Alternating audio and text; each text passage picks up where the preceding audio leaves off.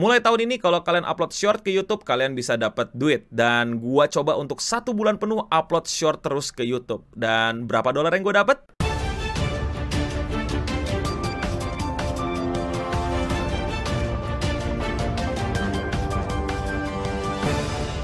Buat yang belum tahu, kalian bisa menghasilkan uang dari ngupload video vertikal ke YouTube Short. Ini beda banget sama TikTok dan Reels Instagram yang kalian tuh nggak bakal dapat apa-apa kalau misalnya kalian viewsnya 1 juta, 10 juta, kecuali kalian dapat creator funding atau masuk ke program mereka. Tapi di YouTube, asalkan kalian nyala AdSense-nya dan kalian nggak masalah channelnya, video kalian di format short akan mendapatkan sedikit dolar atau malah banyak. Jujur gue masih bingung bagaimana YouTube membagi penghasilannya, apakah berdasarkan views atau berdasarkan seberapa laku iklan lewat sebelum video kita dan lain-lain. Daripada gue bingung, gue langsung cobain aja. Selama bulan Februari gue akan upload 1 short ke YouTube channel gue dan gue pengen tahu berapa yang gue dapat. Dan jumlah yang gue dapat selama ngupload 1 bulan penuh adalah $30 alias 500.000. Dikit banget.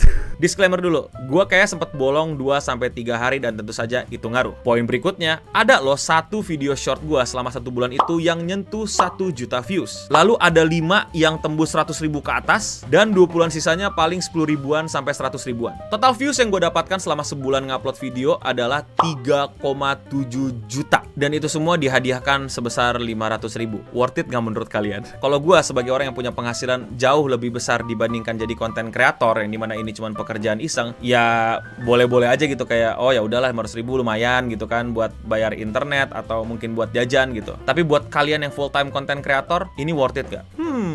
Kalau menurut gue ini worth it dibandingkan kalian gak dapat apapun, oke? Jadi misalnya kalian upload ini ke TikTok, ke Instagram, dan kalian mendapatkan penghasilan cuma 0, kadang-kadang ada yang 1 juta, kadang-kadang dapat 10 juta, kadang-kadang juga mungkin kalian dapat viewsnya cuma 1.000, ya 0 dibandingkan 500.000, kalian pilih mana? Tapi ingat, kalian belum tentu bisa mendapatkan 500.000 kayak gue, karena ini adalah penghasilan Eno Bening selama sebulan, bukan penghasilan si A selama sebulan. Dan gue nggak tahu apakah nama kalian bisa sedikit membuat viewers kalian naik, karena mau nggak mau, to be fair, karena ngeliat muka gue yang cukup familiar, yang juga jelas sudah punya traffic lebih, hal itu membantu gue untuk bisa mendapatkan 500.000 per bulan. Atau kalian juga bisa berpikir di sudut pandang yang lain. Seorang Eno Bening aja cuma dapat 500.000, apalagi gue. Semua opsi ini gue balikin ke kalian sebagai konten kreator atau orang yang simply mau nyoba dapat penghasilan dari YouTube Short ini. Menurut gue sendiri ini emang penghancur ekonomi kreator banget. Dulu YouTube tuh bener-bener bisa menjadi pensupport ekonomi buat banyak konten kreator. Menurut gue bukan masalah YouTube Short atau gimana, emang dari kehadiran TikTok, dunia tuh berubah dan kreator ekonomis tuh jadi hancur berantakan. Pengiklan bisa hadir sendiri tanpa harus nebeng di video kalian kayak di YouTube. Dan memang format video vertikal ini mengalahkan YouTube secara angka dan secara mengubah behavior manusia untuk apa ya, nggak peduli lagi sama apa yang mereka tonton gitu. Mereka tonton aja dulu baru mereka pilih peduli apa enggak. Sedangkan di YouTube dulu mereka tuh mesti cari dulu apa yang mau mereka tonton, atau tiba-tiba ditawarin terus diklik, nonton bagus nggak, di skip,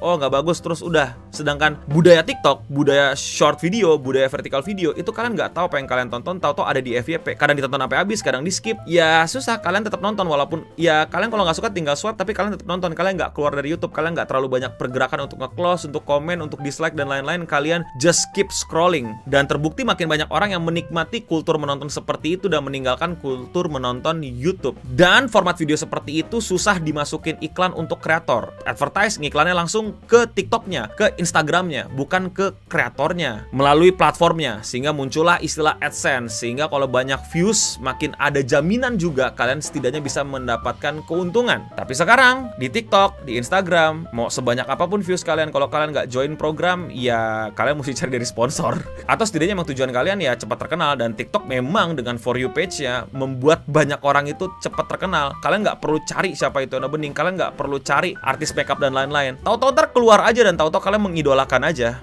Itulah keajaiban TikTok dan juga penghancur TikTok buat konten kreator. Dan YouTube memberikan alternatif yang sebenarnya terlihat sangat bagus kalau dibandingkan dengan TikTok, tapi belum di tahap yang sebenarnya bagus. Kelihatan bagus karena kiri kanannya lebih sadis. 0, yang ini ngasih.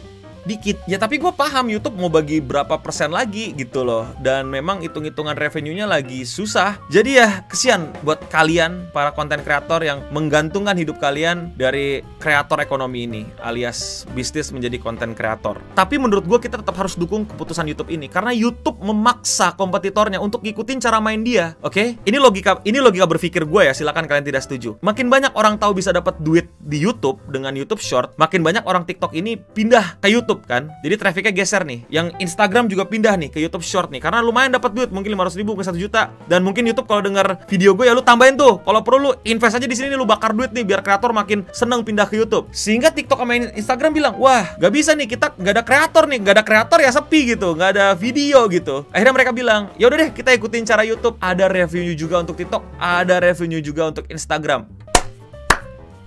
Yes, itu baru persaingan kapitalisme yang sehat dan menguntungkan konten kreator, bukan? Amin amin amin. Gue nggak tahu itu bisa terjadi apa enggak. Ya kalian para konten kreator berharap aja. Gue kan udah kerja, gue udah punya penghasilan lain, jadi nggak terlalu kecewa amat, berharap amat. All the best buat para konten kreator di luar sana yang bisa bertahan di situasi dimana menurut gue konten kreator makin nggak relevan. Ya seperti yang gue ceritain tadi, iklan nggak perlu lewat lu, langsung ke platform. Sekarang masalah hoki-hokian lu keluar di FYP orang apa enggak. Dan kalau views lu banyak, belum tentu dapat sponsor.